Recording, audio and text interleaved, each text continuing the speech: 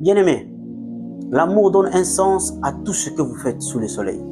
L'amour pousse Dieu à considérer vos efforts, vos bonnes actions. Tout ce que vous faites par amour, Dieu le voit, Dieu le compte, Dieu le considère et Dieu va vous le rendre au centuple. Mais par contre, tout acte que vous posez sans amour, même si cela semble impressionner les hommes, mais Dieu ne le compte pas, Dieu ne le considère pas. Voilà pourquoi la Bible dira, dans 1 Corinthiens 13, verset 3, que même si j'allais distribuer tous mes biens pour la nourriture de pauvres, et même si j'allais livrer mon corps pour être brûlé, si je n'ai pas d'amour, cela ne me serve de rien.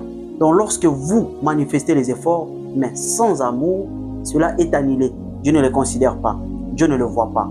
Celui qui aime, c'est celui qui pousse Dieu à regarder dans sa vie, à regarder dans sa direction.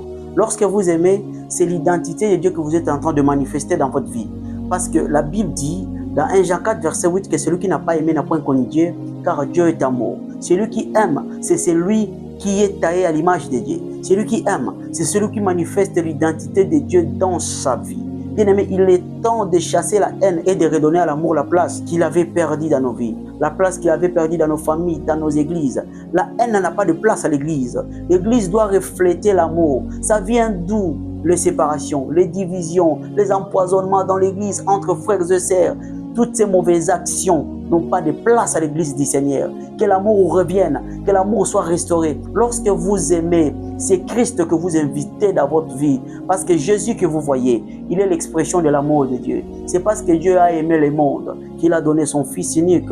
C'est lui qui n'a pas aimé, il n'est pas de Dieu, il n'est pas de Jésus et il ne l'a jamais connu. Car l'amour, c'est la connaissance parfaite de Dieu. Bien-aimé, exprime l'amour. Il est temps que tu comprennes que pas d'amour, pas de ciel, pas d'amour, pas d'accomplissement de promesses, pas d'amour, pas de joie, pas de bonheur parfait.